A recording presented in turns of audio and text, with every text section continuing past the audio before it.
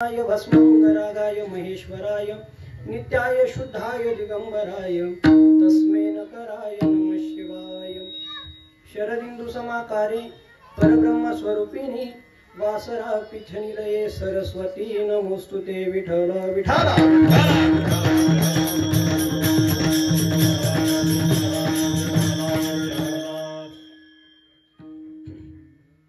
संतार्यावे अलिंगन सांडोनिया थोरपण अंगे देव करी सेवा इतरांचा कोण केवा।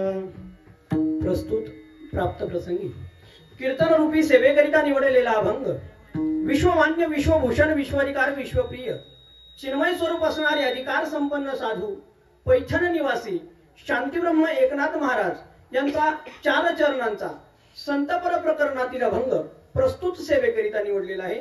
त्याचा इको बंद करा आणि फक्त कडक आवाज द्या। प्रस्तुत सेवेकरिता निवडलेला अभंग माझ्या शांतीब्रह्म एकनाथ महाराजांचा आहे। कोण एकनाथ महाराज, कोण एकनाथ महाराज असा जर तुमच्या मनामध्ये प्रश्न पडला ना तर त्या महाराष्ट्राच्या मातीमध्ये 108 संतांना मानाचं स्थान आहे। त्यातल्या त्यात 5 संतांना सर्वोच्च स्थान आहे। 1 नंबर माझे माऊली महावैष्णव ज्ञानोबा आहे, 2 नंबर श्रीमंत श्री जगद्गुरु तुकोबा आहे, 3 नंबर संत श्रेष्ठ नामदेव महाराज, 4 नंबर शांतीब्रह्म एकनाथ महाराज आणि 5 नंबर माझे निळोबा आहे। पण या 108 संतांमध्ये ज्यांना राजा म्हणून संबोधलं जातं ना ते म्हणजे माझे शांतीब्रह्म एकनाथ महाराज। सकल संतांचा हा राजा स्वामी एकनाथ महाराज आणि सगळ्या संतांचा राजा म्हणून ज्यांना संबोधलं जातं ना त्या माझ्या शांतीब्रह्म एकनाथ महाराजांचा प्रस्तुत सेवेकरिता निवडलेला अभंग कोण एकनाथ महाराज जर तुमच्या लक्षात नाही ना आलं तर ज्यांच्या घरी देवाने एक नाही अर्ध 36 वर्ष पाणी वाहिण्याचं काम केलं ना ते म्हणजे माझे शांतीब्रह्म एकनाथ। आवडीने पाणी जागरे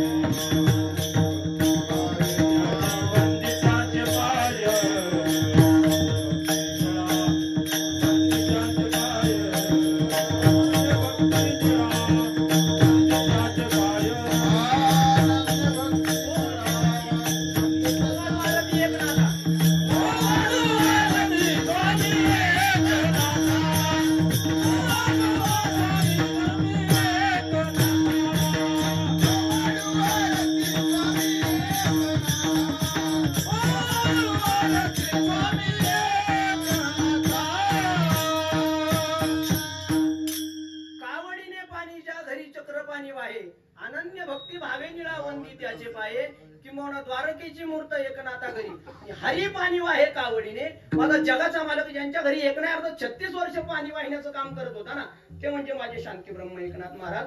तरी सुद्धा कोण एकनाथ महाराज तुमच्या लक्षात नाही आलं ना ज्यांच्या घरी साक्षात भगवान दत्तात्रय चौबदार म्हणून काम करत होते ना ते म्हणजे माझे शांतीब्रह्म एकनाथ महाराज। निळा म्हणे देव रावे त्याचे घरी आणि दत्त चौपदारी करीत असे। तरी सुद्धा कोण एकनाथ महाराज तुमच्या पटकन लक्षात नाही ना आलं तर ज्यांच्या घरी साक्षात तो जगाचा मालक एकनाथ महाराजांचे त्यांच्या पत्नीचे त्यांच्या मुलांचे कपडे धुत होताना ते म्हणजे माझे शांतीब्रह्म। श्रीखंडाच्या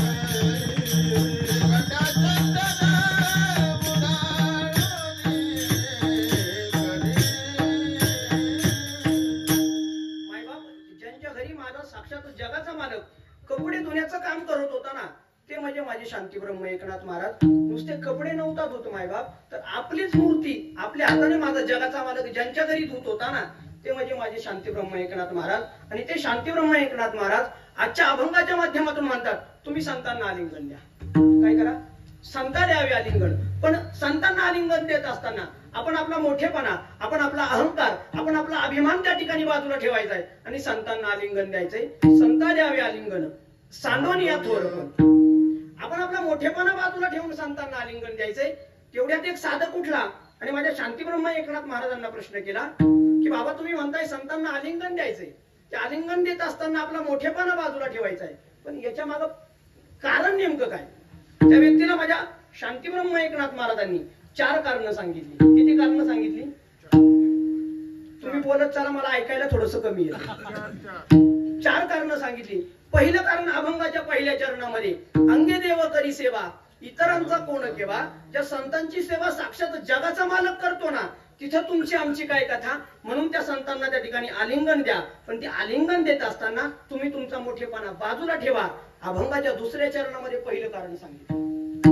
अभंगाच्या 3ऱ्या चरणामध्ये पुन्हा 2 कारणं सांगितली. ब्रह्मज्ञानी वंदिती माथा, ज्या संतांच्या चरणावर साक्षात ज्ञानी असेल, पंडित असेल, किंवा वेदांत वाचस्पती जरी असला ना, तो त्या संतांच्या चरणावर मस्तक टेकवतोय ना, त्या संतांना तू आलिंगन दे. पण ते आलिंगन देत असताना तुझा मोठेपणा बाजूला ठेव. ब्रह्मज्ञानी वंदिती माथा.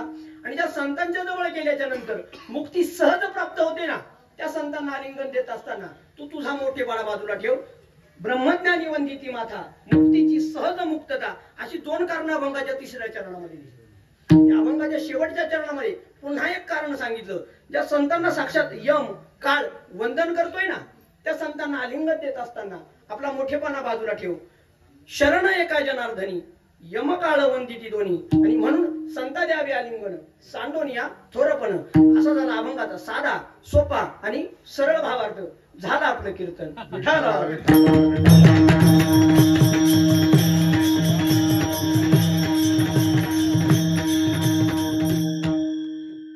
प्रस्तुत सेवेला सुरुवात करण्यापूर्वी परिहार द्यायचा तो असा की सालाबाद प्रमाणे आपल्या खेड, आंबेगाव आणि जुन्नर नव्हे तर संपूर्ण महाराष्ट्राचं वैभव असलेले शांतीब्रह्म कोंडाजी बाबा डेरे यांच्या दौऱ्याच्या निमित्तानं सालाबाद प्रमाणे संपन्न होणारी हा दौरा, किंवा आज या 5व्या दिवसाच्या निमित्तानं ज्यांच्या घरी हा दौरा त्या ठिकाणी आलेला आहे ना, ते आपल्या लांडेवाडी गावचं भूषण, ज्यांची परमार्थामध्ये नेहमी त्या ठिकाणी वारकऱ्यांना त्या ठिकाणी मदत असते, अन्नदान असतं, कोणत्याही प्रकारचं दान असेल, मोठी त्यांची सेवा असते, ते आमचे हरिभक्त पारायण पांडुरंग दादा शेवाळे यांच्या घरी आज दौऱ्याच्या निमित्तानं संपन्न होणारी कीर्तन रूपी सेवा आणि त्या निमित्तानं माझ्यासारख्या अल्पज्ञानी व्यक्तीच्या वाट्यावर आलेली सेवा.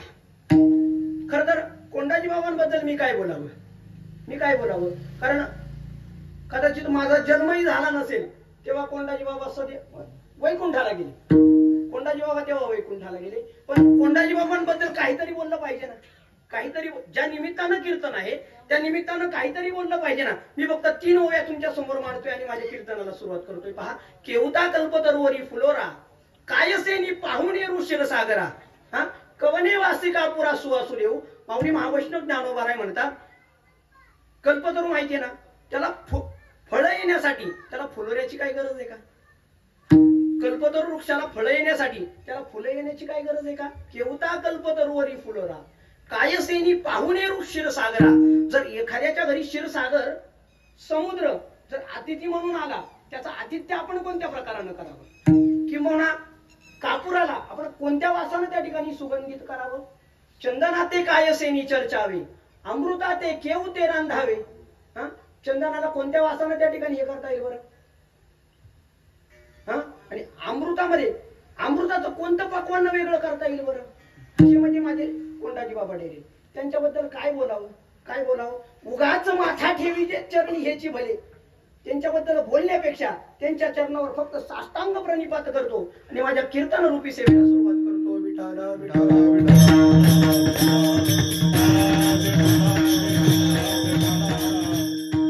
सेवेच्या सुरुवातीलाच आपल्या अगदी गेल्या 10-15 दिवसामध्ये आपल्या गावचं एक परमार्थातले टोकाचं वैभव हरिभक्त पारायण नाही का, आपले नवले महाराज त्यांना त्या ठिकाणी देवाज्ञा झाली होती. नवरे बाबांचं घर या ठिकाणी बाजूलाच वाटतं इथं, नाही का. मी तुम्हा सर्वांच्या वतीनं, विनेकरी असतील, टाळकरी असतील, मृदुंगाचार्य असतील, माझ्या वैयक्तिक परिवाराच्या वतीनं बाबांना त्या ठिकाणी भावपूर्ण श्रद्धांजली समर्पित करतो आणि माझ्या कीर्तनाला सुरुवात करतो. विठ्ठल विठ्ठल.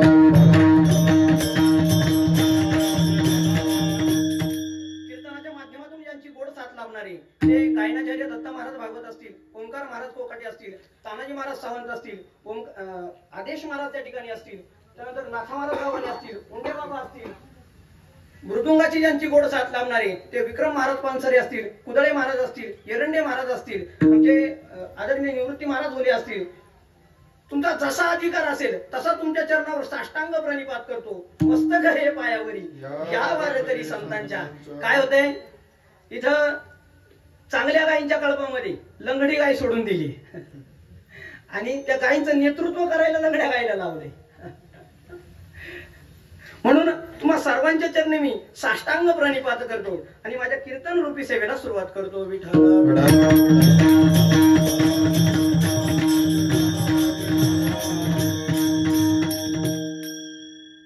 प्रस्तुत अभंगाच्या माध्यमातून माझे शांतीब्रह्म एकनाथ महाराज म्हणतात, तुम्ही संतांना आलिंगन द्या, पण ते आलिंगन देत असताना तुम्ही तुमचा मोठेपणा बाजूला ठेवा, तुम्ही तुमचा अहंकार बाजूला ठेवा, तुम्ही तुमचा अभिमान त्या ठिकाणी बाजूला ठेवा. खर तर शास्त्रकार म्हणतात जगाच्या पाठीवर 3 गोष्टी दुर्मिळ आहेत. किती गोष्टी दुर्मिळ आहेत? तुम्ही बोलत चला, ऐकायला कमी येते, मागाशी सांगून गेलोय मी. जगाच्या पाठीवर 3 गोष्टी दुर्मिळ आहेत. शास्त्रकार ज्याचं वर्णन करतात, दुर्लभम त्रयमय तत् देवानुग्रह हेतुकम मनुष्यत्वम मुमुक्षत्वम आणि महापुरुष आश्रय. शास्त्रकार म्हणतात जगाच्या पाठीवर 3 गोष्टी दुर्मिळ आहेत. त्यात 1 नंबर जर काय असेल तर ते म्हणजे मनुष्यत्वम, 2 नंबर दुर्मिळ गोष्ट सांगितली ती म्हणजे मुमुक्षत्वम आणि 3 नंबर दुर्मिळ गोष्ट सांगितली महापुरुष आश्रय म्हणजे संतांची संगत. शास्त्रकारांनी 1 नंबर दुर्मिळ गोष्ट सांगितली होती काय? मनुष्यत्वम. मनुष्यत्वम. मनुष्यत्वम कशाला म्हणायचं तर मनुष्याला हा मनुष्याचा देह मिळणं यालाच काय म्हणायचं? मनुष्यत्व. आणि हा मनुष्य देह मिळणं जगाच्या पाठीवर सगळ्यात दुर्मिळ आहे. आपण काकड्यात म्हणतोय ना, नरदेह दुर्लभ जाना तयामध्ये दुःख यातना. तुम्ही आठवा मधुसूदना, कारण एका योनीमध्ये कोटी कोटी फेरे मारल्याच्या नंतर मनुष्याला मनुष्याचा देह प्राप्त होत असतो. एक योनी कोटी कोटी फेरा मनुष्य देह वारा. एका योनीमध्ये मायबाप कोटी कोटी फेरे मारल्याच्या नंतर मनुष्याला माणसाचा देह त्या ठिकाणी प्राप्त होत असतो. पण मनुष्याला मनुष्याचा देह प्राप्त होतोच, कारण 84 लाख योनी फिरल्याच्या नंतर आपल्याला हा मनुष्य देह भेटतोच, यात नवल नाही. पण तुम्ही जन्माला याल यात नवल नाही. तुम्ही पाकिस्तानमध्ये जन्माला याल, तुम्ही चीनमध्ये जन्माला याल, पण त्यातल्या त्यात भारत देशामध्ये जन्माला येणं ते फार दुर्मिळ आहे. मायबाप सुभाषितकार त्याचं वर्णन करतात, दुर्लभम भारते जन्म मानुष्य तत्र दुर्लभ. तुम्ही पाकिस्तानमध्ये जन्माला याल यात नवल नाही, चीनमध्ये जन्माला याल यात नवल नाही, पण भारतामध्ये जन्माला येण्यासाठी त्या ठिकाणी पुण्यच असावं लागतं ना. भारतात जन्माला येणं म्हणावं तेवढं सोपं नाही मायबाप, फार दुर्मिळ आहे, फार दुर्मिळ आहे. तुम्ही भारतात जन्माला या, पण त्यातल्या त्यात महाराष्ट्रात जन्माला येणं म्हणावं तेवढं सोपं नाही. महाराष्ट्रात जन्माला येणं ते सुद्धा फार दुर्मिळ आहे. तुम्ही महाराष्ट्रात सुद्धा जन्माला याल यात नवल नाही, महाराष्ट्रात जन्माला याल, त्यातल्या त्यात पुणे जिल्ह्यामध्ये जन्माला येणं फार दुर्मिळ आहे मायबा, फार दुर्मिळ आहे. पुणे जिल्ह्यात जन्माला याल यात नवल नाही, त्यातल्या त्यात आंबेगाव तालुक्यामध्ये, जुन्नर तालुक्यामध्ये आणि खेड तालुक्यामध्ये जन्माला येणं म्हणावं तेवढं सोपं नाही, फार दुर्मिळ आहे मायबाप. तुम्ही आंबेगाव तालुक्यात सुद्धा जन्माला याल यात नवल नाही, पण त्यातल्या त्यात लांडेवाडी गावामध्ये जन्माला येणं म्हणावं तेवढं सोपं नाही. तुम्ही लांडेवाडी गावामध्ये जन्माला यात नवल नाही, पण लांडेवाडी गावामध्ये जन्माला येऊन कीर्तनाच्या मंडपात येणं किंवा कीर्तनाच्या मंडपात येऊन बसणं हे फार दुर्मिळ. पवित्र ते कुळ, पवित्र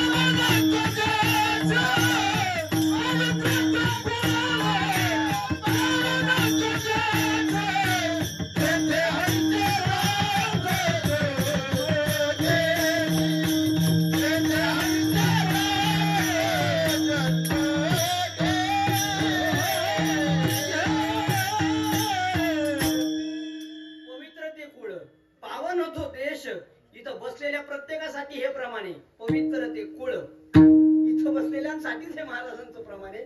बाहेर जे कीर्तन ऐकतायत ना त्यांच्यासाठी नाही. मनुष्यत्व फार दुर्मिळ आहे मायबाप. तुम्ही जन्माला याल यात नवं नाही, पण भारत देशामध्ये, महाराष्ट्रामध्ये, पुणे जिल्ह्यामध्ये आणि आंबेगाव तालुक्यामध्ये, जो आंबेगाव तालुका माझ्या माऊली महावैष्णव ज्ञानोबा यांच्या पदस्पर्शाने पावन झालाय, जो आंबेगाव तालुका माझ्या छत्रपती शिवाजी राजांच्या पदस्पर्शाने पावन झालाय, त्यामध्ये जन्माला येणं म्हणावं तेवढं सोपं नाही मायबाप. फार दुर्मिळ आहे, फार दुर्मिळ आहे. म्हणून शास्त्रकारांनी एक नंबर दुर्मिळ गोष्ट सांगितली होती. काय? मनुष्यत्व. शास्त्रकारांनी 2 नंबर दुर्मिळ गोष्ट सांगितली. काय? मुमुक्षत्व. मुमुक्षत्व कशाला म्हणायचं तर मनुष्याच्या मनामध्ये मोक्षाबद्दल कल्पना निर्माण होणं त्याला काय म्हणायचं? मुमुक्षत्व. मनुष्याच्या मनामध्ये मोक्षाबद्दल कल्पना निर्माण होणं त्याला म्हणायचं मुमुक्षत्व. कारण आपण भगवंताचे अंश आहोत आणि आपल्याला भगवंतापर्यंत जायचंय. ममैव अंशो जीव लोका मनःषष्ठानी इंद्रियानी प्रकृतिस्थानी कर्षति, नाही का? आणि आपण त्या भगवंतापर्यंत जाणं यालाच काय म्हणतात?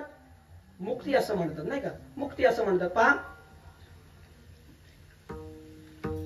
पूर्वीचा काळ जर पाहिला, अगदी 100 वर्षाच्या 70-80 वर्षाच्या पलीकडे जर पाहिलं तर विहिरीतून पाणी वर काढण्यासाठी एक यंत्र असायचं. त्याला अशी मडकी जोडलेली असायची. मडकी माहितीये का? बाबा काय म्हणतात त्याला? रहाट म्हणतात. काय म्हणतात? रहाट.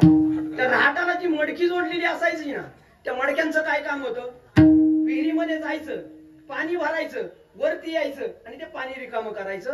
त्या रहाटाचं चक्र रात्रंदिवस चाललेलं असायचं. बरोबर आहे की नाही? त्या रहाटाचं चक्र रात्रंदिवस चाललेलं असायचं. त्या मडक्याला सुट्टी कधी भेटत होती बरं? त्या रहाटातून मडक्याला सुट्टी कधी भेटत होती? हा, पाणी पडल्यानंतर का? पण पाणी खाली आहेच ना, पाणी खाली आहेच ना. काय माहिती का, मी तुमच्या सगळ्यांपेक्षा ज्ञानानं फार लहान आहे. त्या मडक्याची सुट्टी कधी होत होती? ते मडकं फुटल्याच्या नंतर त्या मडक्याची सुट्टी होत होती. बरोबर की नाही हुले बाबा? तुका म्हणे माळ गुंतली रहाटी आणि गाडग्याची सुट्टी फुटली. ते मडकं एकदा का फुटलं ना, मग ते पाणी वाहण्यापासून त्या ठिकाणी वाचत होतं. ते जसं मडकं आहे ना, तसं हे एक मडकं आहे. ते जसं मडकं आहे तसं हे एक मडकं आहे. त्या मडक्याची सुट्टी फुटल्यानंतर आहे. ह्या मडक्याची सुट्टी कधी? मोक्षाची प्राप्ती झाल्याच्या नंतर ह्या मडक्याची सुट्टी आहे, नाही का? पुनरपि जननम पुनरपि मरणम पुनरपि जननी जठरे शयनम यह संसारे खलदुस्तारे कृपया पारे पाहि मुरारे भज गोविंदम भज गोविंदम भज गोविंदम मूढमते. जोपर्यंत मायबाप हे मडकं फुटत नाही ना, तोपर्यंत याला सुटका नाही. किती वेळा जन्मा यावे? नित्य भावे. किती वेळा जन्मा यावे? नित्य भावे फजित. मायबाप आपली किती वेळा जन्माला आलोय आणि किती वेळा आपण मरण पावलोय, याचं काही गणित आहे का? याचं काही गणित आहे का? किती जन्म झाला फेरा, गणित नाही जी दातारा. या मडक्याची सुट्टी जेव्हा याला मोक्ष भेटेल ना, त्यावेळेस या मडक्याची सुट्टी होते.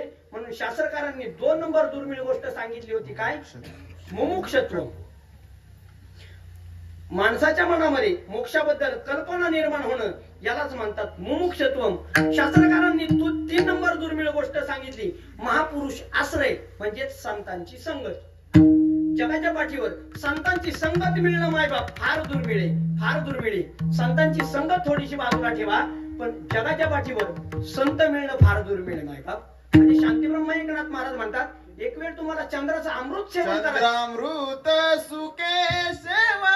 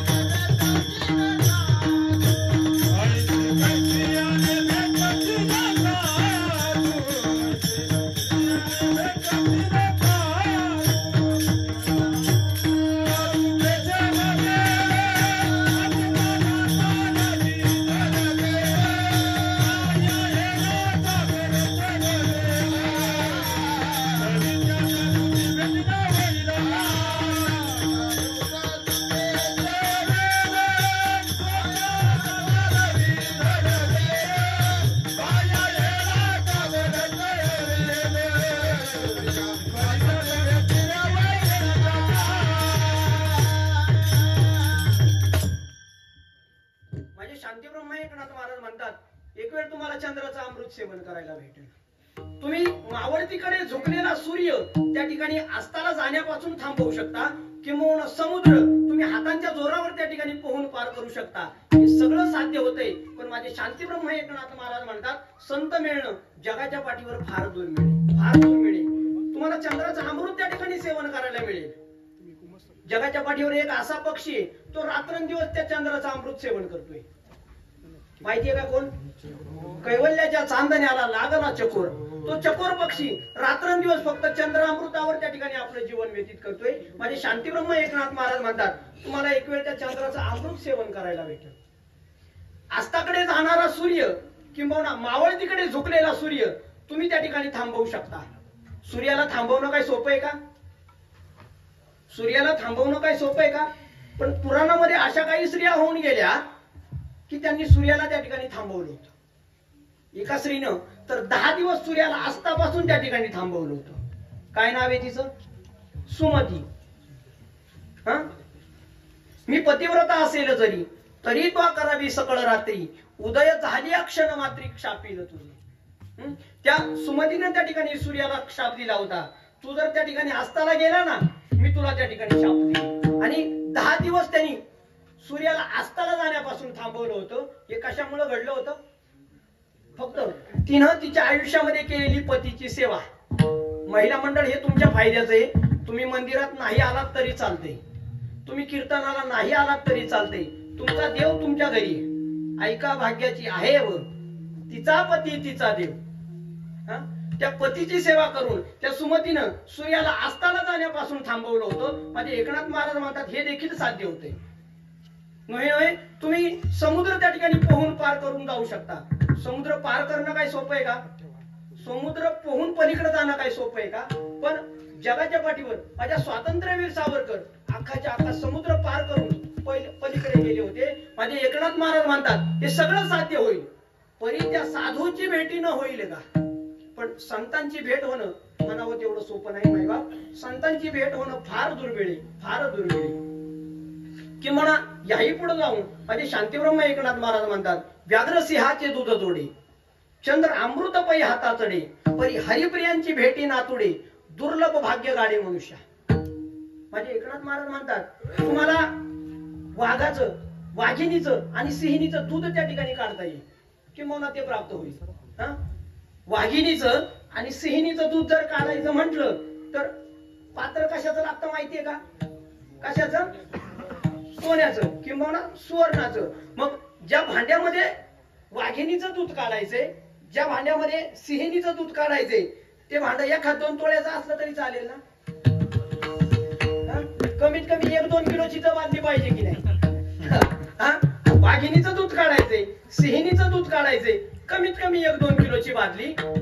आपल्या जवळ फार फार 15 तोळे, एखादा तोळा, अर्धा तोळा, 2 तोळे, 5 तोळे, 10 तोळे. आपण 2 किलोची बादली कुठून आणायची बरं? बरं अंबानी माहितीये आपल्या भारतातलं सगळ्यात मोठा श्रीमंत आहे, त्याच्याकडे 2 किलो सोन्याची बादली सापडायला काही अवघड आहे का? सहज सापडेल. जा बरं अंबानीला म्हणावं वाघिणीचं दूध काढून दाखव, अंबानीला म्हणावं जा आणि सिंहिणीचं दूध काढून दाखव, दाखवेल का? पण वाघिणीचं आणि सिंहिणीचं दूध काढता येते. सर्कस माहितीये का? सर्कस माहिती? तिथं वाघिणीला वाघाला, सिंहाला सिंहिणीला अगदी हाताच्या इशाऱ्यावर त्या ठिकाणी खेळवलं जातं. त्यांना त्यांचं दूध काढणं काय अवघड आहे का? मग सोन्याची बादली अंबानीकडून आणतील आणि सर्कस मधले त्यांचं दूध काढतील. बरोबर आहे की नाही? माझे एकनाथ महाराज म्हणतात हे सगळं साध्य होईल, पण संतांची भेट होणं म्हणावं तेवढं सोपं नाही. संतांची भेट होणं फार दुर्मिळ आहे मायबाप, फार दुर्मिळ आहे. म्हणून शास्त्रकारांनी 3 नंबर दुर्मिळ गोष्ट सांगितली होती. काय? महापुरुष आश्रय म्हणजे संतांची संगत. संतांची संगत थोडीशी बाजूला ठेवा, पण संत मिळणं जगाच्या पाठीवर फार दुर्मिळ आहे. शास्त्रकारांनी काय शास्त्रकारांनी 1 नंबर दुर्मिळ गोष्ट सांगितली होती. काय काय सांगितली होती? मनुष्यत्व. मनुष्यत्व म्हणजे माणसाला मनुष्याचा देह प्राप्त होणं, याला काय म्हणतात? मनुष्यत्व. पण संतांच्या बाबतीत मनुष्यत्व म्हणावं तेवढं दुर्मिळ नाही. कारण असं सांगितलं जातं तुम्हाला आम्हाला जन्माला यावंच लागतं, देवाला आणि संत येतात, आम्ही वैकुंठवासी. काय म्हणतात तुकाराम महाराज, आलो, आम्हाला पाठवलं नाही म्हणत, आम्हाला बोलवलंही नाही म्हणत. काय म्हणतात तुकोबाराय, आलो. संत त्यांच्या स्वेच्छेनं त्या ठिकाणी जन्माला येतात. आपुल्या इच्छे करू गादारुळ आणि भोगू सर्व काळ सर्व सुख. संत त्यांच्या मर्जीनं त्या ठिकाणी जन्माला येतात. म्हणून मनुष्यत्व संतांच्या बाबतीत म्हणावं तेवढं दुर्मिळ नाही, कारण संत त्यांच्या मर्जीनं येतात. बरं, देवाकडे मागणं मागताना सुद्धा संत काय मागतात, तुका म्हणे गर्भवासी. हे तुकाराम महाराज गर्भवासाचं दुःख किती अवघड आहे ते सांगतात. तेच तुकाराम महाराज काय म्हणतात, तुका म्हणे गर्भवासी आणि सुखे घालावे आम्हासी. तेव्हा तुला जर गर्भवासाला घालायचं असेल ना तर सुखाने घाल, कारण मनुष्यत्व हे संतांच्या बाबतीत दुर्मिळ नाही. कारण जन्माला कधी यायचंय हे संतांच्या हातात आहे. शास्त्रकारांनी 2 नंबर दुर्मिळ गोष्ट सांगितली होती, काय, मुमुक्षत्व. मुमुक्षत्व म्हणजे मनुष्याच्या मनामध्ये मोक्षाबद्दल कल्पना निर्माण होणं, याला काय म्हणतात, मुमुक्षत्व. पण ते मुमुक्षत्व संतांच्या बाबतीत म्हणावं तेवढं दुर्मिळ नाही, कारण संत येताना त्या मोक्षाचं गाठोड घेऊन येतात. मोक्षाची आम्हासी नाही अवघड, ते असे उघड गाठोडीस, नाही का. मोक्ष आम्हा घरी कामारी ते जासी आणि होय सांगो तैसी तुका म्हणे. म्हणजे जगद्गुरु तुकोबाराय म्हणतात, तो मोक्ष म्हणजे आमच्या घरची दासी. नोहे नोहे तुकाराम महाराज तर म्हणतात, आम्ही त्या मुक्तीबरोबर लग्न लावले. तुका म्हणे मुक्ती पमनेली नोवरी, आता दिवस चारी खेळी मिळी. तुकाराम महाराज देवाला ठणकावून सांगतात, देवा तो तुमचा मोक्ष आहे ना, तो तुमच्या जवळच ठेवा. मोक्ष तो तुमचा, देवा दुर्लभ तो ठेवा. देवा तुमचा मोक्ष तुमच्याकडेच ठेवा, आम्हाला त्या मोक्षाची गरज नाही. कारण इथून कधी जायचंय हे सुद्धा संतांच्या बाबतीत दुर्मिळ नाही.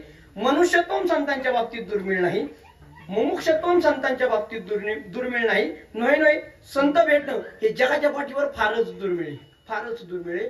तरी सुद्धा अभंगाच्या माध्यमातून माझे शांतीब्रह्म एकनाथ महाराज म्हणतात, तुम्ही संतांना आलिंगन द्या.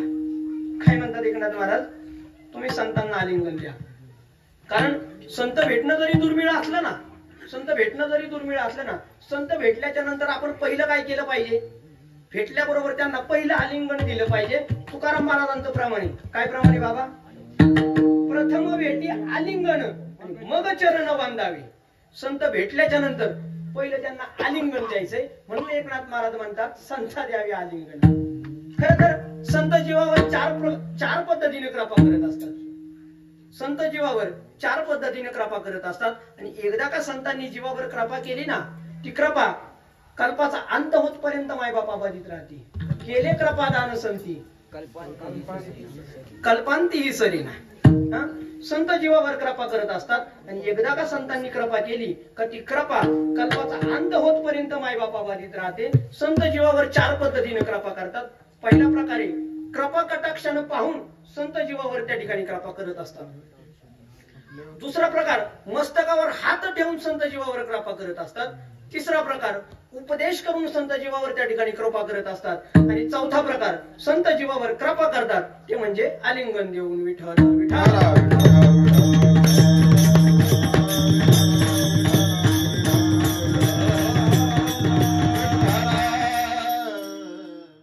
संत जीवावर कृपा करत असतात. त्यातला पहिला प्रकार कृपा कटाक्षानं पाहून, त्याला माझ्या ज्ञानोबरायांचं प्रमाणे कृपा कटाक्षाने हाळिले आपुल्यापदी बैसविले. संत फक्त कृपेनं पाहतात आणि त्या जीवाला आपल्या पदावर मायबाप नेऊन बसवतात. माझ्या माऊली महावैष्णव ज्ञानोबरायांनी, माझ्या ज्ञानोबरायांनी एका निर्बुद्ध प्राण्याकडे मायबाप फक्त कृपा दृष्टीनं पाहिलं होतं. कोणाकडं? निर्बुद्ध प्राण्याकडं. आज त्या निर्बुद्ध प्राण्याचं मंदिर आहे आपल्या जवळच आळेगाव आहे. तिथं रेड्याची समाधी आहे. ज्या रेड्याच्या मुखातून माझ्या ज्ञानोबरायांनी त्या ठिकाणी वेद बोलून घेतले होते ना, त्या रेड्याकडं फक्त माझ्या ज्ञानोबरायांनी कृपा कटाक्षानं पाहिलं होतं. आज त्या रेड्याचं मंदिर आहे. एखाद्या प्राण्याकडे जर माझ्या ज्ञानोबरायांनी पाहिल्याच्या नंतर त्याचं मंदिर होत असेल, त्या ज्ञानोबरायांनी जर आपल्याकडे पाहिलं, आपलं मंदिर व्हायला वेळ लागेल का? ज्या खांबाला टेकून माझ्या माऊली महावैष्णव ज्ञानोबारांनी ज्ञानेश्वरी ग्रंथ लिहिली, तो खांब माझ्या ज्ञानोबारांच्या पाठीला होता.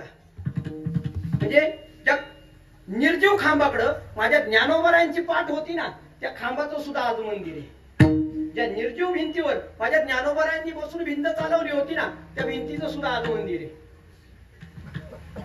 संतांनी फक्त जीवाकडे कृपा कटाक्षानं पाहिलं ना मायबाप, जीवाचा त्या ठिकाणी उद्धार होत असतो. कारण संत कृपा कटाक्षानं त्या ठिकाणी जीवावर कृपा करत असतात. पहिला प्रकार सांगितला, कृपा कटाक्षानं पाहून संत जीवावर कृपा करत असतात. दुसरा प्रकार काय सांगितला होता, संत मस्तकावर हात ठेवून त्या ठिकाणी जीवावर कृपा करत असतात. आपण गुरु परंपरेच्या अभंगामध्ये प्रमाण म्हणतोय, माझ्या जगद्गुरु तुकोबारांच्या डोक्यावर बाबाजी चैतन्यांनी त्या ठिकाणी स्वप्नामध्ये त्या ठिकाणी हात ठेवला होता. बाबाजींनी स्वप्नी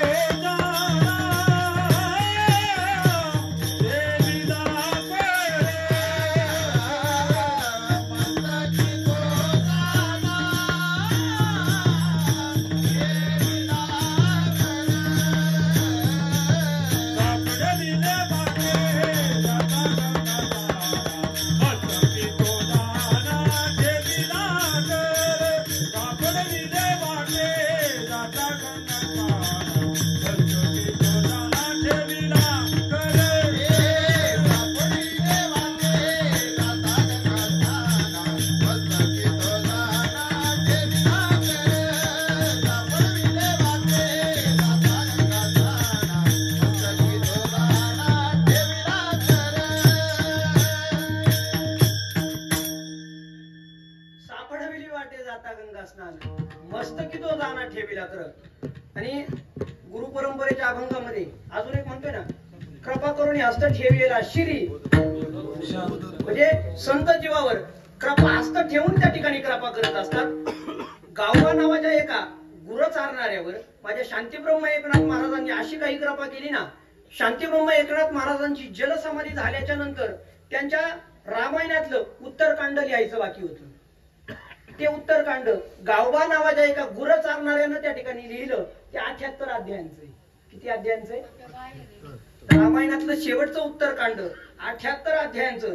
ते एका सर्वसामान्य गुरु चारणाऱ्यांनी त्या ठिकाणी लिहून पूर्ण केले. कारण त्याच्यावर झालेली माझ्या शांतीब्रह्म एकनाथ महाराजांची कृपा, त्याच्या डोक्यावर फक्त माझ्या शांतीब्रह्म एकनाथ महाराजांनी हात ठेवला होता. संत जीवावर मस्तकावर हात ठेवून त्या ठिकाणी कृपा करत असतात. कृपेचा दुसरा प्रकार सांगितला. कृपेचा तिसरा प्रकार, संत जीवाला उपदेश करून त्या ठिकाणी कृपा करत असतात.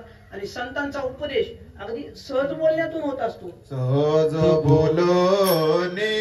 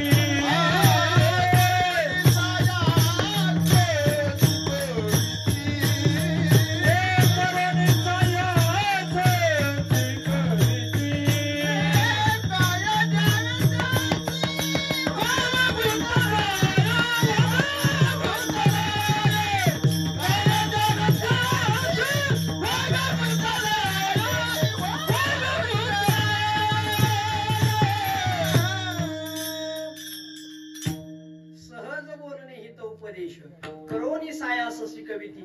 संत अगदी सहज बोलण्यातून त्या ठिकाणी आपल्याला उपदेश करतात आणि आपल्यावर त्या ठिकाणी कृपा करतात. 3 नंबर कृपेचा प्रकार सांगितला तो म्हणजे उपदेश करून. आणि कृपेचा चौथा प्रकार संत जीवाला आलिंगन देऊन जीवावर त्या ठिकाणी कृपा करत असतात. आलिंगन म्हणजे काय? आलिंगन म्हणजे भेट. कुणीतरी सांगितलं आलिंगन म्हणजे भेट, आलिंगन म्हणजे मिठी, आलिंगन म्हणजे मिठी. काहींना टाळावं वाटत असतं. काय टाळावं वाटत असतं? ती व्यक्ती आपल्या जवळ येऊच नाही. संतांना मात्र कवटाळावं वाटत असतं. कळलं का? टाळावं आणि कवटाळावं. संतांना फक्त कवटाळावं वाटत असतं. म्हणून संत जीवाला त्या ठिकाणी आलिंगन देत असतात. किंवा जीवानं संतांना आलिंगन दिलं पाहिजे. खरं तर एकदा का आपण संतांना आलिंगन दिलं ना, म्हणजे जगद्गुरु तुकोबाराय म्हणतात तुम्हाला 4 मोक्षांपैकी जो सायुज्य नावाचा मोक्ष आहे ना, आलिंगन घडे, आलिंगन घडे,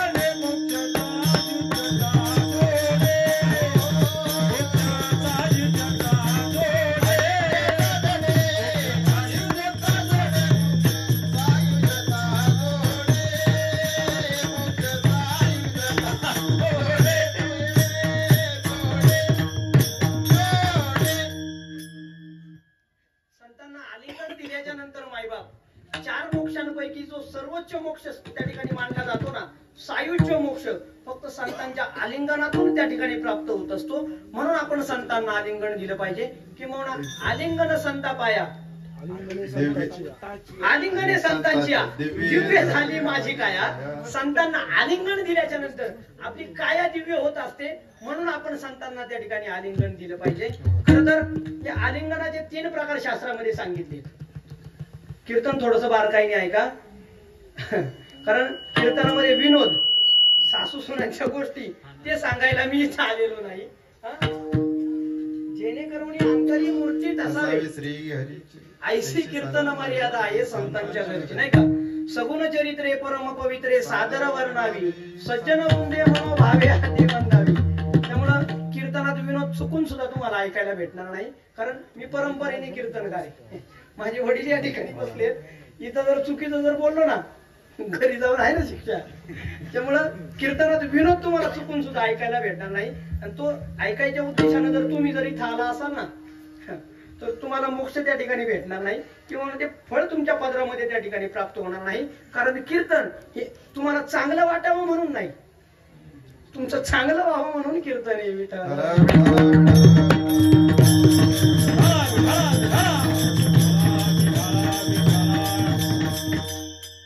खर तर आलिंगनाचे 3 प्रकार शास्त्रामध्ये सांगितले. पहिलं यमाचं आलिंगन. आलिंगनाचा पहिला प्रकार काय? यमाचं आलिंगन. आलिंगनाचा दुसरा प्रकार कामाचं आलिंगन. आणि आलिंगनाचा तिसरा प्रकार प्रेमाचं आलिंगन. यमाचं आलिंगन कशाला म्हणतात? ज्यावेळेस प्रतापगडाच्या पायथ्याशी अफजल खान आणि माझ्या छत्रपती शिवाजी राजांची भेट होणार होती ना, त्यावेळेस तो अफजल खान काहीतरी दगाफटका करणार हे माझ्या छत्रपती शिवाजी राजांनी त्या ठिकाणी जाणून ठेवलं होतं. अंगामध्ये चिलखत घातली होती, डोक्यामध्ये त्या ठिकाणी जिरेटोप घातला होता, हातामध्ये त्या ठिकाणी वाघनख्या घातल्या होत्या आणि कमरेला बिछवा अडकवून माझे छत्रपती शिवाजी महाराज त्या ठिकाणी अफजल खानाच्या भेटीसाठी निघाले होते. त्यावेळेस अफजल खान आणि माझे छत्रपती शिवाजी महाराज भेटीच्या उद्देशाने एकमेकांसमोर त्या ठिकाणी आले होते. त्यावेळेस दोघांमध्ये आलिंगन घडलं होतं. आणि ते आलिंगन घडत असताना अफजल खानाने दगा फटका केला होता. माझ्या छत्रपती शिवाजी राजांची मान त्या ठिकाणी आपल्या बगलेमध्ये दाबली होती आणि वरून कट्याराचा वार माझ्या छत्रपती शिवाजी राजांच्या डोक्यावर केला होता. डोक्यामध्ये जिरेटोप होता, म्हणून माझे छत्रपती शिवाजी राजे त्या ठिकाणी वाचले होते. चपळाईनं कमरेला असलेला बिचवा त्या अफजल खानाच्या पोटामध्ये माझ्या छत्रपती शिवाजी राजांनी खुपसला होता. आणि वाघनख्यांच्या साहाय्यानं मायबाप त्या अफजल खानाचा कोथळा माझ्या धर्मवीर छत्रपती शिवाजी राजांनी त्या ठिकाणी बाहेर काढला होता. आणि त्या अफजल खानाला यमसदनी पाठवलं होतं. आलिंगनाचा पहिला प्रकार यमाचं आलिंगन. छत्रपती शिवाजी महाराज की विठाल.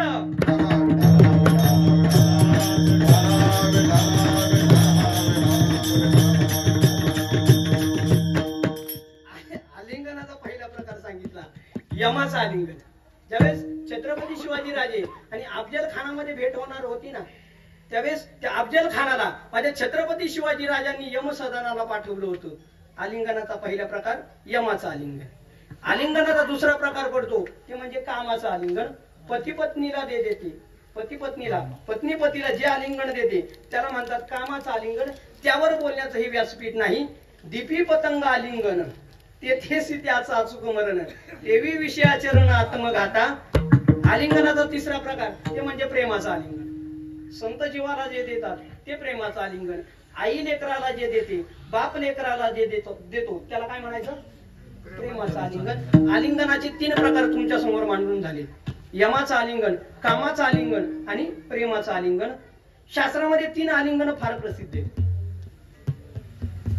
ज्यावेळेस माझे माऊली महावैष्णव ज्ञानोबा आहे तीर्थयात्रा करण्याच्या उद्देशानं नामदेव महाराजांना ज्यावेळेस भेटले होते त्यांच्या भेटीला शास्त्रामध्ये फार मोठं त्या ठिकाणी महत्व आहे. त्यावेळेस माझे श्रीरामचंद्र त्या ठिकाणी वनवासामध्ये निघाले होते आणि भरत राजा पादुका घेऊन त्यांना त्या ठिकाणी भेटायला गेला होता ना, त्यांच्यामध्ये जे आलिंगन घडलं होतं ना त्या आलिंगनाला रामायणामध्ये फार महत्व आहे. आणि तिसरं आलिंगन ज्यावेळेस द्रोणागिरी पर्वत घेऊन हनुमंतराय चालले होते आणि भारताचा बाण लागल्याच्या नंतर हनुमंतराय त्या ठिकाणी खाली पडले होते ना, त्या दोघांमध्ये जे आलिंगन झालं होतं ना त्या आलिंगनाला सुद्धा शास्त्रामध्ये फार मोठं महत्व आहे.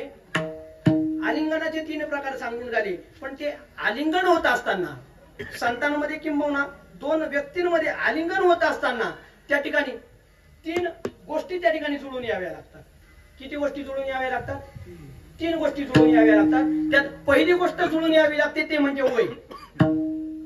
दुसरी गोष्ट जुळून यावी लागते ते म्हणजे अधिकार. आणि तिसरी गोष्ट जुळून यावी लागते अंतःकरण वृत्तीचा भाव. या 3 गोष्टी जुळून आल्याच्या नंतर व्यवहारामध्ये त्या ठिकाणी आलिंगन होत असतं. पहिलं काय सांगितलं? वय. बोलत चला. 2 व्यक्तींमध्ये आलिंगन होण्यासाठी त्यांचं वय किमान सारखं असावं लागतं.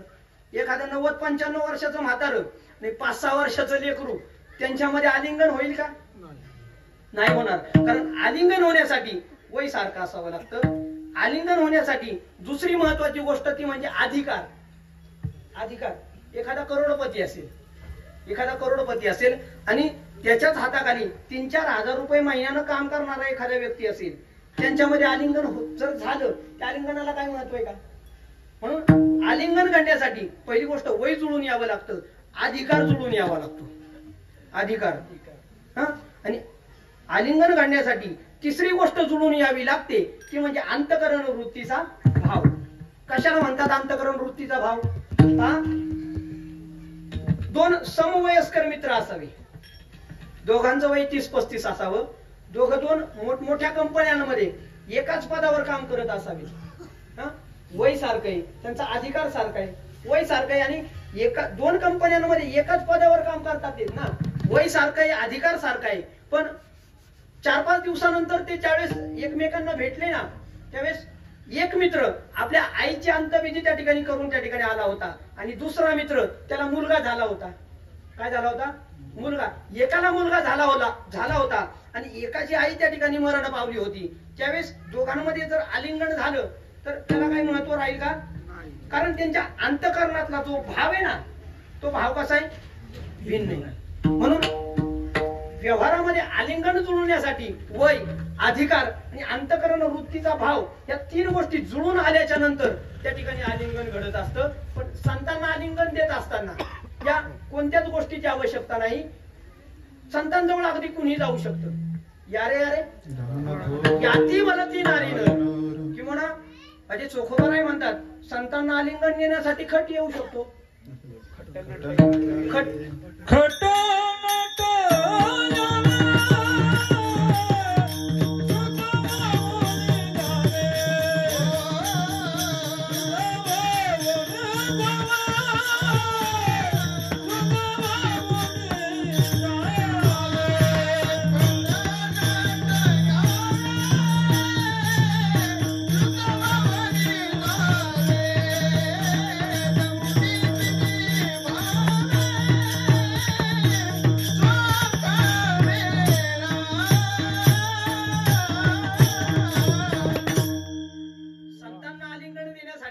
सकळांचे येथे आहे अधिकार. इथं कुणी येऊ शकतो आणि संतांना आलिंगन देऊ शकतो. खरं तर मी मगाशी सांगून गेलोय संत मिळणं जगाच्या पाठीवर फार दुर्मिळ आहे नाही का? पण आजकाल काय झाले, आपण कोणालाही संत म्हणतो, बरोबर आहे की नाही बाबा? एखाद्याने जर भगवी वस्त्र धारण केली ना, आपण त्याला सुद्धा त्याला काय म्हणतोय, आपण संत म्हणतोय. मग भगवी वस्त्र धारण केली म्हणजे काय संत झाला का? कुत्र भगव्या रंगाचं आहे ना, मग कुत्र्याला आपण संत म्हणायचं का? भगवे तरी श्वान सहज वेस त्याचा, तेथे अनुभवाचा काय पंथ. कुत्र भगव्या रंगाचे म्हणून त्याला काय आपण संत म्हणायचं का? पहा, दह्यापासून ताक निघतंय आणि दह्यापासून लोणी सुद्धा निघतंय. ताकाची किंमत आणि लोण्याची किंमत फरक आहे ना त्याच्यामध्ये. काय प्रमाणे त्याला दह्याची अंगिनी घे ताक लोणी, एकामध्ये दोन्ही मागू नये.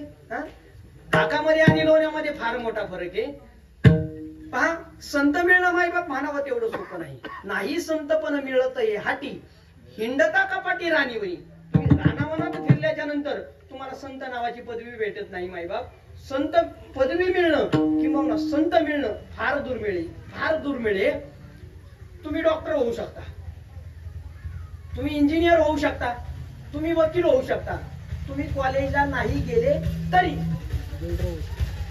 तुमच्याजवळ जर पैसा असेल ना, पैसा, त्या डिग्र्या तुमच्या घरी येतील. तुम्ही इंजिनिअरिंगला कॉलेजला नाही गेले ना, पैसा असेल तर इंजिनियरची डिग्री तुमच्या घरामध्ये त्या ठिकाणी लागते. त्या सगळ्या डिग्र्या भेटतील मायबाप, पण संत नावाची पदवी मिळणं म्हणावं तेवढं सोपं नाही. त्यासाठी तुम्ही किती करोडो नाही अब्जावधी जरी घालवले ना, नये मोल देता धनाची राशी, नाही ते आकाशी पाताळी दे. संत नावाची पदवी मिळणं किंवा संत मिळणं म्हणावं तेवढं सोपं नाही. मग आजकालच्या कीर्तनकारांनी कशाला नावासमोर पदव्या लावून घ्यायच्या? चिंतन केसरी, कीर्तन केसरी, कथाव्यास, विनोदाचार्य, भागवताचार्य, काय काय पदव्या लावून घेतात मायबाप. संत असं जगाच्या पाठीवर एखादं विद्यापीठ आहे का तिथं संत नावाची पदवी दिली जाते? आहे का एखादं विद्यापीठ? आहे का विद्यापीठ?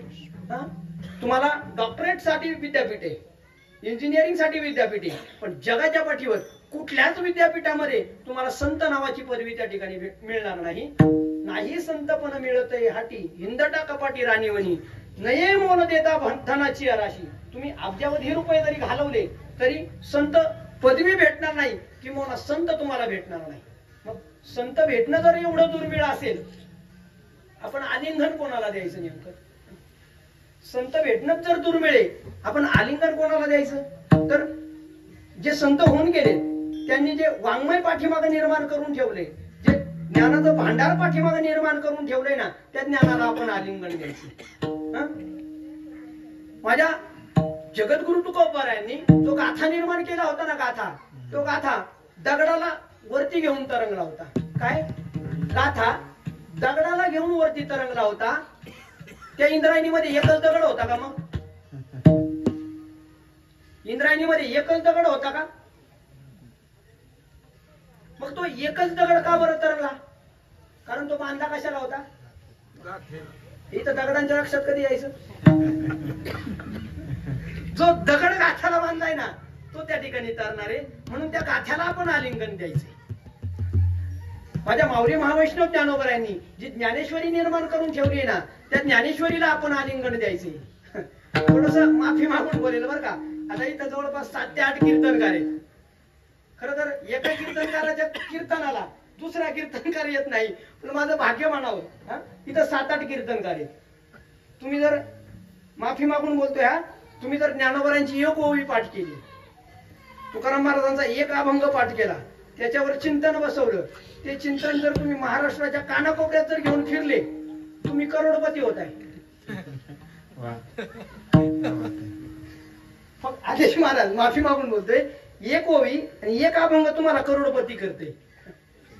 मग त्याला तुम्ही आलिंगन दिल्याच्या नंतर तुमच्या जीवनामध्ये काही कमी राहील का? म्हणून एकनाथ महाराज म्हणतात, तुम्ही संतांना आलिंगन द्या, संतांना आलिंगन द्या. खरं तर आपण देवाचे अंश आहोत. आपल्याला जायचंय कुठं? देवापर्यंत जायचंय. इथं कोणाकोणाला वाटतं आपण देवाच्या घरी जावं?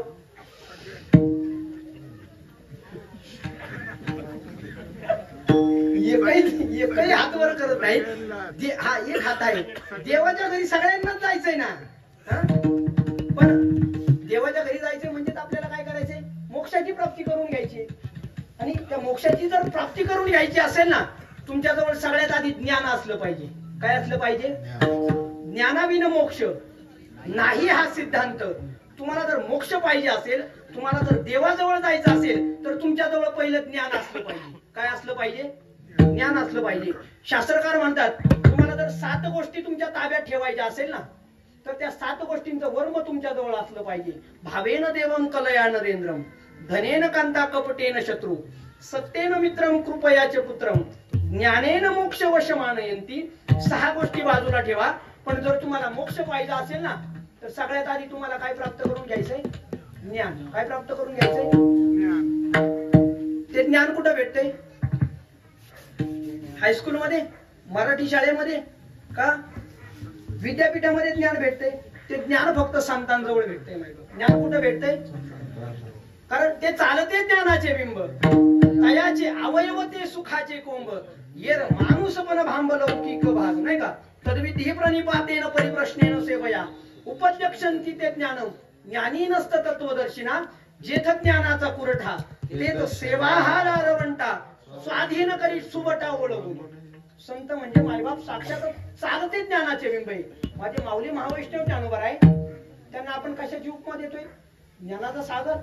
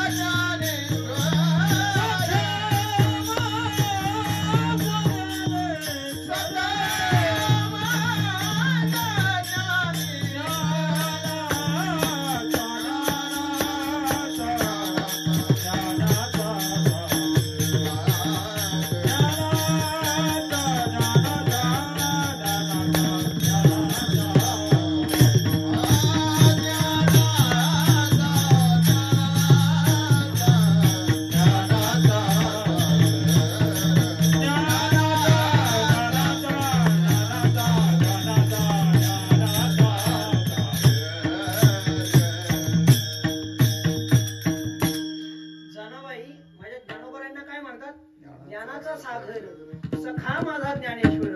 आणि माझ्या ज्ञानोबाऱ्यांनी जे ज्ञान प्राप्त करून घेतलंय, ते ज्ञान एखाद्या वारकरी शिक्षण संस्थेमध्ये 4-5 वर्ष घालून ज्ञान प्राप्त झाले का त्यांना? उपजताची ज्ञानी माझे ज्ञानोबर आहे, उपजताच ज्ञानी होते माईबाप. ऐके ज्ञान चक्रवर्ती, ज्ञानाचा ज्ञानियांचा राजा गुरु महाराज. हा, तुम्हाला जर ज्ञान प्राप्त करून घ्यायचं असेल ना, तुम्हाला संतांजवळ जायचंय. आणि संतांजवळ जायचंय, तुम्हाला जर ज्ञान प्राप्त करून घ्यायचंय, संतांजवळ जायचंय. आणि संतांजवळ गेल्याच्या नंतर लगेच तुम्हाला ज्ञानाची प्राप्ती नाही होणार. संतांची पहिली सेवा करायची. काय करायची? आणि ती सेवा करत असताना कशी करायची? तनु मनु जीवे चरणासी. ती संतांची सेवा करत असताना तुम्ही तनानं करायचे, मनानं करायचे आणि धनानं करायची. आणि ती सेवा घडल्याच्या नंतर संत त्या ठिकाणी आपल्याला ज्ञानाचा उपदेश करत असतात. पण ती सेवा करत असताना आपण आपला अहंकार बाजूला ठेवायचा आहे. ती सेवा करत असताना आपण आपला मोठेपणा बाजूला ठेवायचा आहे. तनु मनु जीवे आणि अखंड गर्वता करावे. संतांची सेवा केल्याच्या नंतर ज्ञान प्राप्त होतंय. पण ती सेवा करत असताना तनानं, मनानं आणि धनानं करायची. तनानं, मनानं, धनानं सेवा करत असताना आपण आपला मोठेपणा बाजूला ठेवायचा आहे.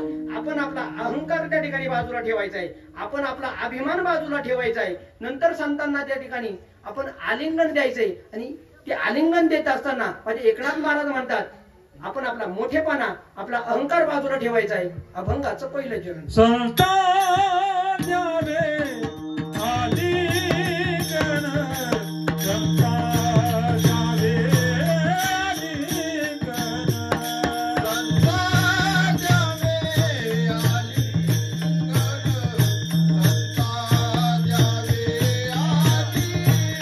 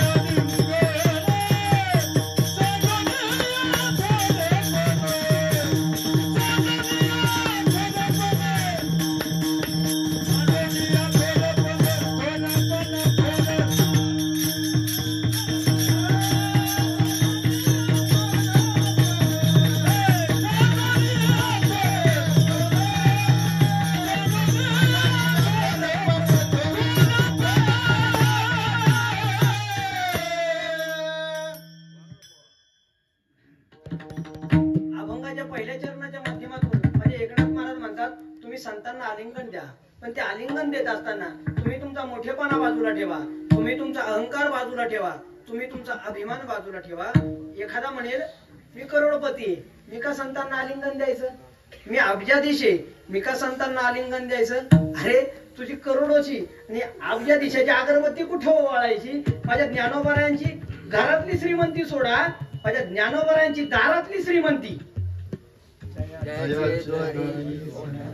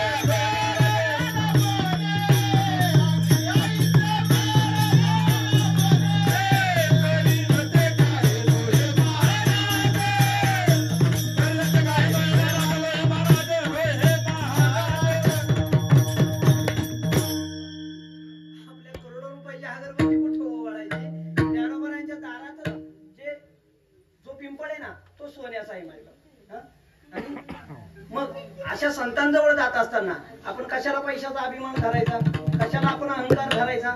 खरं तर मन, बुद्धी, चित्त आणि अहंकार यापासून माणसाची त्या ठिकाणी निर्मिती होत असते. अहंकार प्रत्येक मनुष्यामध्ये असतोच.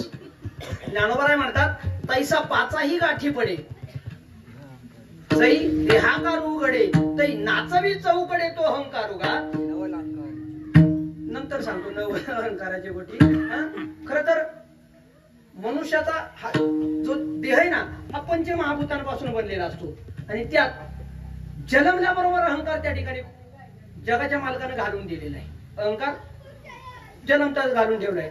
पंचभूतांचा गोंधळ केला एके ठाई मेळ आणि लाविला सबळ अहंकार त्या पाठी. मनुष्यामध्ये अहंकार असतोच. आपल्या जवळ डोंगर फार आहे. डोंगरावर चढायचं म्हटलं तर कसं चढावं लागतं. असं डोंगरावर चढता येईल का. डोंगरावर चढायचं म्हटलं तर असं जावं लागतंय. मायबाप तुम्हाला उच्च पदाकडे जायचंय ना, तुम्हाला जर उच्च पदाकडे जायचंय ना पहिलं तुम्ही वाकायला शिकलं पाहिजे. नम्र झाला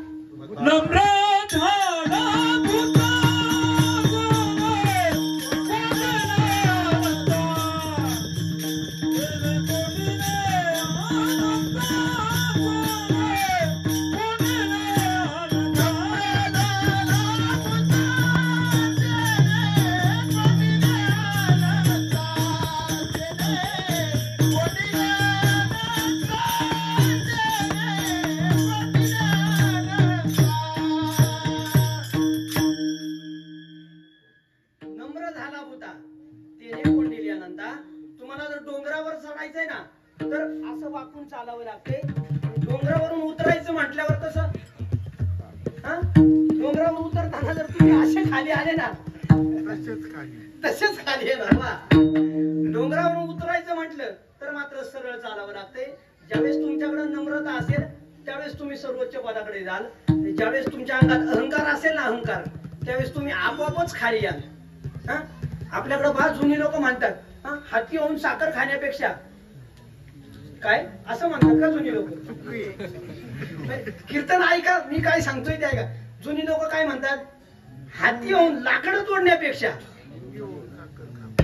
तुकाराम महाराज म्हणतात ना लहानपण मुंगी साखर येतारवा ऐरावत रत्न थोर याशी अंकुशाचा मार्ग. आपल्या जवळ नदी, नदीमध्ये लव्हाळे असतात.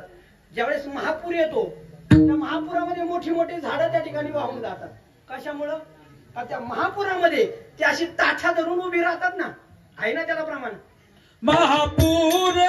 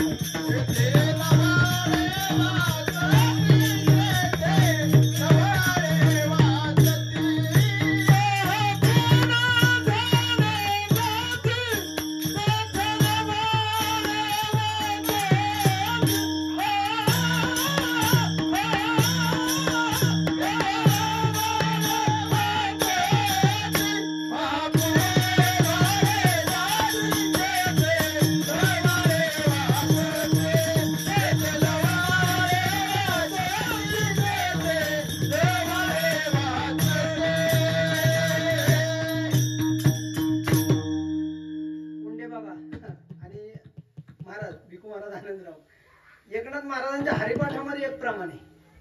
तुम्ही किती मोठे कीर्तनकार असू द्या, किती मोठे प्रवचनकार असू द्या, पण जर तुमच्याकडे जर नम्रता नसेल तर तुम्ही केलेलं कीर्तन, तुम्ही केलेलं प्रवचन म्हणजे फक्त बेडकाची बडबड आहे. काय प्रमाण आहे त्याला बाबा?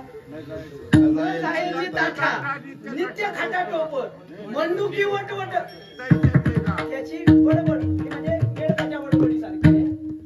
नम्रता पहिली असली पाहिजे ना. देवाला तिळ मात्र जरी तुम्हाला अभिमान झाला ना, मेरू पर्वत तिळ मात्र जरी होय अभिमान, मेरू तो समान भार देवा. तो अभिमान मायबाप आपल्याला नरकात घालतोय. नरकात तुका म्हणे नरकी घाली अभिमान जरी होय ज्ञानगर्व ताठा. त्या अहंकारामध्ये जो सगळ्यात मोठा अहंकार आहे ना, तो म्हणजे ज्ञानाचा अहंकार. कशाचा? ज्ञानाचा अहंकार. तो अडाणी माणसाला जेवढा नडवत नाही ना, तेवढा ज्ञानी माणसाला नडवतोय. बाबांनी प्रमाण दिलं, नवल अहंकाराची गोठी, विशेष न लगे अज्ञाना पाठी, सज्ञानाच्या झोंबे कंठी, नाना संकटी नाचवे. म्हणून पहिला आपण नम्र झालं पाहिजे. एकदा का आपल्या मनातून अहंकार गेला, अहंकार गेला, देव झाला. तुका म्हणे देव झाला. एकदा का अहंकार गेला ना, देव व्हायला त्या ठिकाणी वेळ लागत नाही. अहंकाराचे तोंड काळे, दावी बळे अंधार. हा, तुकाराम महाराज देवाकडे मागणं मागताना म्हणतात का देवा माझा अहंकार त्या ठिकाणी समूळ नाही साकर, तू काय करी देवा ऐके वचन, समूळ अभिमान जाळी माझा. माझा अभिमान समूळ त्या ठिकाणी जाळून टाक. म्हणून वारकऱ्यांना अभिमान नसतो, वारकऱ्यांना अहंकार नसतो. पंढरीच्या लोका पाया पडे जन एकमेका. म्हणून संतांजवळ जात असताना आपण आपला अहंकार त्या ठिकाणी बाजूला ठेवला पाहिजे, आपण आपला मोठेपणा बाजूला ठेवला पाहिजे. खर तर आईच्या गर्भवासामध्ये लेकरू किती दिवस राहतं बरं? 9 महिने 9 दिवस. पण एका आईच्या उदरामध्ये तिचं लेकरू 12 वर्ष राहिलं होतं.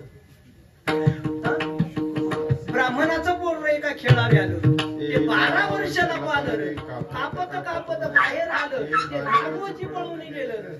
12 वर्ष आईच्या गर्भवासामध्ये राहिलं आणि 12 वर्षानंतर जसं बाहेर आलं ना, ते नागवच जंगलाच्या दिशेने पळायला सुरुवात केली. त्याच्या बापाचं नाव काय? महर्षी व्यास. त्यानं मुलाचं तोंड सुद्धा पाहिलं नव्हतं, त्या मुलाचं नामकरण सुद्धा पाहिलं नव्हतं, नामकरण सुद्धा केलं नव्हतं. त्या मुलाच्या पाठीमागं त्याचं तोंड पाण्याच्या उद्देशानं तो बाप धावत होता. पुढे ते मुलगं त्या ठिकाणी नागवच पळत होतं, नाव सुद्धा ठेवलं नव्हतं. काय नावानं हाक मारायची, काय नावानं हाक मारायची. म्हणून शुक शुक त्या ठिकाणी आपण का एखाद्याला अनोळखी जर भेटलो ना, आपण कसं करतो? शुक शुक शुक शुक. त्या व्यासांनी त्या ठिकाणी शुक शुक करायला सुरुवात केली आणि शुक शुक शुक शुक करता करता नाव पडलं त्याचं शुकदेव. जंगलाच्या दिशेने पळत असताना एका सरोवरामध्ये त्या ठिकाणी काही स्त्रिया त्या ठिकाणी विवस्त्र अवस्थेमध्ये त्या ठिकाणी स्नान करत होत्या. हा शुकदेव त्या सरोवराच्या बाजूने त्या ठिकाणी निघून गेला. पण ज्यावेळेस त्या सरोवराच्या बाजूने महर्षी व्यास आले ना, त्यावेळेस ते थोडेसे थबकले होते. कारण सरोवरामध्ये काही स्त्रिया त्या ठिकाणी स्नान करतात, आपण त्यांच्या बाजूने कसं जायचं म्हणून ते त्या ठिकाणी थबकले होते. आणि त्यांना पाहिल्याच्या नंतर स्त्रियांनी आपलं अंग झाकण्याचा त्या ठिकाणी प्रयत्न केला होता. त्यावेळेस त्या महर्षी व्यासांनी न राहून त्या स्त्रियांना त्या ठिकाणी विचारलं होतं की आताच माझं 12 वर्षाचं मुलगं तुमच्या बाजूने त्या ठिकाणी पळत गेलं, शिवाय अंगावर कपडे नव्हते, त्याला पाहून तुम्ही लाजले नाही आणि मी 90 वर्षाचा म्हातारा आहे, मला पाहून मात्र तुम्ही अंग झाकण्याचा प्रयत्न करताय, असं का? त्यावेळी त्या स्त्रियांनी त्या ठिकाणी उत्तर दिलं होतं, तुमचा मुलगा 12 वर्षाचा जरी असला ना, त्याच्या मनामध्ये स्त्री आणि पुरुष याबाबत भेद नव्हता. तुम्ही 90 वर्षाचे झाले पण तुमच्या मनामध्ये स्त्री आणि पुरुष त्या ठिकाणी भेद गेला नव्हता. एवढंच वाक्य कोणी ऐकलं? त्या शुकानं ऐकलं. एवढंच वाक्य शुकानं ऐकलं. आपला बाप 90 वर्षाचा झालाय पण त्याचा भेद नाही गेला, स्त्री पुरुषाच्या बाबतीत त्याचा भेद गेला नाही. आणि आपण आजच जन्माला आलोय आणि आपल्याला सगळंच कळायला लागले, असा त्याच्या मनामध्ये त्या ठिकाणी अहंकार अभिमान त्या ठिकाणी निर्माण झाला. पुढे जाऊन महर्षी व्यासांनी त्या ठिकाणी शुकदेवांना त्या ठिकाणी थांबवलं आणि अंतरज्ञानानं ओळखलं याला काय झालाय, याला अहंकार झालाय, याला गुरुकडे पाठवलं पाहिजे. म्हणून त्या शुकाला सांगितलं तू त्या ठिकाणी जनक राजाकडे जा आणि जनक राजाला त्या ठिकाणी गुरु करून घे. त्यानं वडिलांची आज्ञा त्या ठिकाणी मानली आणि जनक राजाच्या भेटीसाठी तो शुकदेव मायबाप त्या ठिकाणी निघाला. पण गुरुच्या भेटीला जात असताना नागवं कसं जायचं म्हणून एक कौपिन धारण केली होती, लंगोटी धारण केली होती. गुरुला भेटण्यासाठी काहीतरी नेलं पाहिजे म्हणून स्मशानातली राख नेली होती. काय केलं होतं? स्मशानातली राख घेतली होती आणि जनक राजाच्या द्वारामध्ये गेल्याच्या नंतर द्वारपालांनी त्याला अडवलं होतं आणि त्या शुकदेवांनी द्वारपालांना सांगितलं होतं, मी जनक राजाच्या भेटीसाठी आलोय, मला त्यांना गुरु करून घ्यायचे. त्यावेळेस तो द्वारपाल आतमध्ये गेला आणि जनक राजांना त्या ठिकाणी सांगितलं, बाहेर कोणीतरी व्यक्ती आलाय, तो स्वतःचं नाव मी व्यासपुत्र शुकाचार्य जनक राजांच्या भेटीसाठी आलोय असं सांगतोय आणि तुम्हाला त्या ठिकाणी गुरु करून घ्यायचे असं सांगतोय. त्या जनक राजांनी अंतर्ज्ञानानं ओळखलं आणि त्या सेवकाला सांगितलं, मी तुम्हाला उद्या भेटेल, तात्पुरता एक संदेश तुम्ही फक्त आत्मसात करा, संघम त्यक्त्वा सुखी भव. अगदी 10 मिनिटात कीर्तन सेवा संपवणारे जनक राजानं त्या ठिकाणी आतून उपदेश पाठवला, संगम त्यक्त्वा सुखी भव. सेवक बाहेर आले आणि शुकदेवांना सांगितलं, जनक राजा तुम्हाला त्या ठिकाणी उद्या भेटणार आहे, पण तुमच्यासाठी उपदेश पाठवलाय, संगम त्यक्त्वा सुखी भव. जे सोबत आणलंय ते सोडा आणि सुखी व्हा. तो शुकदेव मायबाप त्या ठिकाणी विचार करायला लागला, मी सोबत काय आणले, मी सोबत काय आणले, मी सोबत काय आणले. 24 तास चिंतन केल्याच्या नंतर त्याच्या असं लक्षात आलं, आपण राजाला भेटण्यासाठी जी हातामध्ये काय आणली होती, राख. ती राख कदाचित जनक राजांनी ओळखली असावी. दुसऱ्या दिवशी ती राख सोडून दिली आणि पुन्हा त्या ठिकाणी द्वारपालांना सांगितलं की मी व्यासपुत्र शुकाचार्य जनक राजांच्या भेटीसाठी आलोय. द्वारपाल त्या ठिकाणी आत गेले, आतून पुन्हा तोच संदेश आला, संघम त्यक्त्वा सुखी भव. राजे तुम्हाला तिसऱ्या दिवशी भेटणार आहे, दुसऱ्या दिवशी भेटणार आहे, तिसऱ्या दिवशी भेटणार आहे, दिवस तुम्ही मोजा. पुन्हा दुसऱ्या दिवसापासून तर तिसऱ्या दिवसापर्यंत रात्रंदिवस चिंतन करायला सुरुवात केली, मी सोबत काय आणले, मी सोबत काय आणले. एका जागी बसून त्या ठिकाणी होते. पहिला संपूर्ण दिवस चिंतन केलं होतं तेव्हा राख सोबत आणली हे लक्षात आलं होतं. पुन्हा 24 तास चिंतन केल्याच्या नंतर काय सोबत आणले तर आपण नागवस त्या ठिकाणी जन्माला आलो होतो आणि गुरुच्या भेटीसाठी आपण मात्र काय केलं होतं, कौपिन धारण केली होती. ती कौपिन त्या ठिकाणी सोडून दिली आणि तिसऱ्या दिवशी पुन्हा राजाकडे संदेश पाठवला की मी व्यासपुत्र शुकाचार्य तुमच्या भेटीसाठी आलोय. पुन्हा जनक राजांनी त्या ठिकाणी आतून तोच संदेश पाठवला, संघम त्यक्त्वा सुखी भव. जे सोबत आणले ते सोडा. 2-3 दिवस उपवासी राहिले होते. पुन्हा रात्रंदिवस चिंतन करायला सुरुवात केली, मी सोबत काय आणले, मी सोबत काय आणले, मी सोबत काय आणले. त्यावेळेस त्यांच्या असं लक्षात आलं की आपण जे आपल्या नावापुढे जी पदवी लावतोय ना आचार्य नावाची, कदाचित ती राजा जनकांना त्या ठिकाणी खटकत असावी. म्हणून जनक राजांनी सांगितलं की संगम त्यक्त्वा सुखी भव. पुन्हा द्वारपालांना सांगितलं की जा आणि सांगा की मी व्यासपुत्र शुक जनक राजांच्या भेटीसाठी आलोय. द्वारपाल पुन्हा आतमध्ये गेले, पुन्हा तोच संदेश बाहेर पडला, संघम त्यक्त्वा सुखी भव. जे सोबत आणलंय ते सोडा आणि सुखी व्हा. त्यानंतर त्यांच्या असं लक्षात आलं की आपण आपल्या नावापुढे जे बापाचं नाव लावतोय ना, कदाचित ते जनक राजांना खटकत असावं. म्हणून पुढच्या दिवशी त्यांनी फक्त सांगितलं, मी शुकदेव जनक राजांच्या भेटीसाठी आलोय. आतून पुन्हा तोच संदेश आला होता, संघम त्यक्त्वा सुखी भव. जे सोबत आणलंय ते सोडा आणि सुखी व्हा. पुन्हा चिंतन करायला सुरुवात केली, मी सोबत काय आणले, मी सोबत काय आणले. त्यावेळेस त्यांच्या असं लक्षात आलं, ज्यावेळेस मी जन्माला आलो होतो ना त्यावेळेस नाव होतं का, नाव नव्हतं. ज्ञानोबा म्हणतात, उपजली या बालकाशी आणि ठेविलेनी नावाशी. कदाचित शुकदेव हे जे आपण नाव लावतोय ना, कदाचित ते जनक राजांना खटकत असावं. म्हणून त्यांनी पुढच्या दिवशी सांगितलं, जा आणि जनक राजांना सांगा का मी तुमच्या भेटीसाठी आलो. द्वारपाल त्या ठिकाणी आतमध्ये गेले, पुन्हा तोच संदेश आला, संघम त्यक्त्वा सुखी भव. जे सोबत आणले ते सोडा, मी सोबत काय आणले, मी सोबत काय आणले. 8 दिवस उपवासी होते, रात्रंदिवस चिंतन करत होते शुकदेव, मी सोबत काय आणले, मी सोबत काय आणले. त्यावेळेस त्यांच्या असं लक्षात आलं, हा मीच मी सोबत आणलाय. कळलं का तुम्हाला? आपण जे म्हणतोय ना मी माझ, जो आपण अहंकार सोबत आणलाय ना, तो त्या ठिकाणी शेवटच्या दिवशी सोडून दिला. आणि द्वारपालांनी मात्र त्या ठिकाणी शेवटच्या दिवशी त्याला त्या ठिकाणी जनक राजांनी आत घेण्याची विनंती केली आणि त्यांना त्या ठिकाणी ज्ञानाचा उपदेश केला शुकदेवांना. पण हा ज्ञानाचा उपदेश कधी त्या ठिकाणी केला, ज्यावेळेस त्यांनी अहंकार सोडला, ज्यावेळेस त्यांनी मोठेपणा सोडला, ज्यावेळेस त्यांनी अभिमान सोडला, त्यावेळेस त्यांना जनक राजांना शुकदेवांनी काय केलं, ज्ञानाचा उपदेश केला. ज्ञानाचा उपदेश कधी कामी आला, परीक्षिती राजाला ज्यावेळेस त्यांनी भागवत सांगितलं ना, त्यावेळेस तो ज्ञानाचा उपदेश त्या ठिकाणी कामाला आला. आणि शेवटी जनक राजांनी त्या ठिकाणी शुकदेवांना सांगितलं की मी आता तुमचा गुरु झालोय, मला काय करा, गुरुदक्षिणा द्या. काय करा, पण ती गुरुदक्षिणा अशी द्यायची, जगाच्या पाठीवरची सगळ्यात निकृष्ट वस्तू असेल ना, ती निकृष्ट वस्तू मला काय करायची, गुरुदक्षिणा म्हणून भेट द्यायची. आता पुन्हा त्या ठिकाणी शुकदेवांनी विचार करायला सुरुवात केली, जगाच्या पाठीवर अशी कोणती निकृष्ट वस्तू असेल का जी मी गुरूंना त्या ठिकाणी भेट देऊ शकतो. त्यावेळेस त्यांच्या असं लक्षात आलं की माणसाची जी विष्ठा आहे ना, विष्ठा ती जगाच्या पाठीवर सगळ्यात निकृष्ट आहे. कारण ती जगाच्या पाठीवर कोणत्याच बाजारपेठेमध्ये कवडी मोल सुद्धा विकली जाऊ शकत नाही. म्हणून गुरुला गुरुदक्षिणा म्हणून त्यांनी काय, विष्ठा द्यायचं ठरवलं. पण शेवटी त्यांच्या असं लक्षात आलं की आपल्याला ज्या अहंकारानं, आपल्याला ज्या अभिमानानं, ज्या मोठेपणानं आपल्याला 8 दिवस नडवलं होतं ना, कदाचित तो अहंकार निकृष्ट म्हणून जर आपण आपल्या गुरूंच्या चरणी वाहिला तर, म्हणून आपला अहंकार त्या गुरूंच्या चरणी त्या ठिकाणी वाहिला आणि त्यांच्या ऋणातून त्या ठिकाणी उतराई झाले होते. म्हणून माझे शांतीब्रह्म एकनाथ महाराज म्हणतात, तुम्ही संतांना आलिंगन द्या, पण ते आलिंगन देत असताना तुम्ही तुमचा मोठेपणा बाजूला ठेवा, तुम्ही तुमचा अहंकार बाजूला ठेवा. कारण या संतांची सेवा साक्षात जगाचा मालक करतोय. अंगे देव करी सेवा, इतरांचा अंगे देव करी सेवा, अंगे देव करी सेवा, अंगे देव करी सेवा,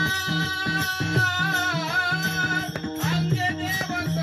अंगे देव करी सेवा,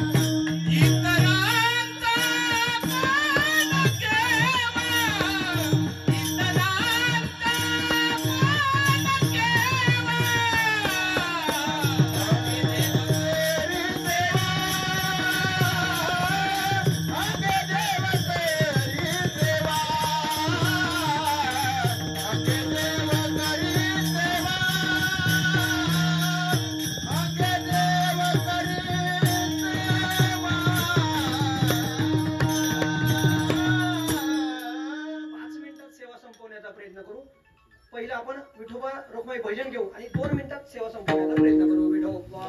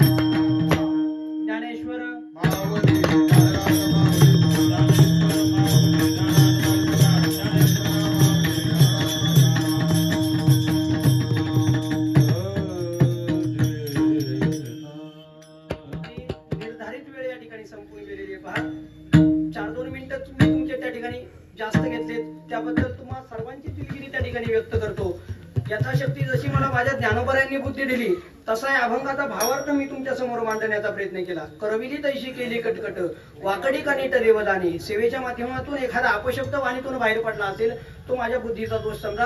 जे बरोबर असेल ते नक्कीच माझ्या गुरुवर्यांचा असेल. झालेली सेवा गुरुवर्य कोंडाजी बाबा डेरे, वाजवणे बाबा असतील, वायकर बाबा असतील, या सर्व संतांच्या चरणी त्या ठिकाणी समर्पित करत असताना या ठिकाणी किंवा सर्व श्रोतृ वर्गाच्या चरणी या ठिकाणी सेवा समर्पित करतो. माझे आई वडील या ठिकाणी आलेत, त्यांच्या चरणी सेवा समर्पित करतो. ज्यांच्या माध्यमातून सेवा करण्याची संधी मिळाली ते आमचे पांडुरंग दादा शेवाळे असतील, त्यांच्या चरणी सेवा समर्पित करतो. सेवेच्या निमित्तानं कीर्तनकार असतील, मृदुंगाचार्य, गायनाचार्य, त्या ठिकाणी विनेकरी बाबा असतील, सर्वांच्या चरणी सेवा समर्पित करतो आणि याच ठिकाणी सेवेला पूर्ण विराम देतो. विठ्ठल जय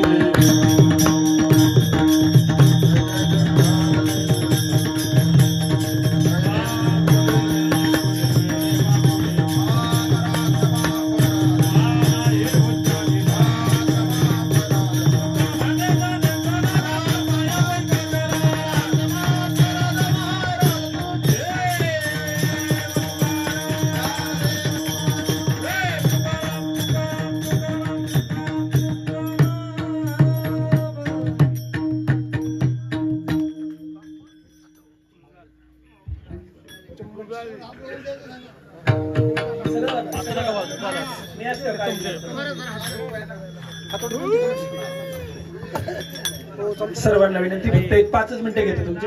हा बाबा तुम्ही ठीक आहे, चालते काय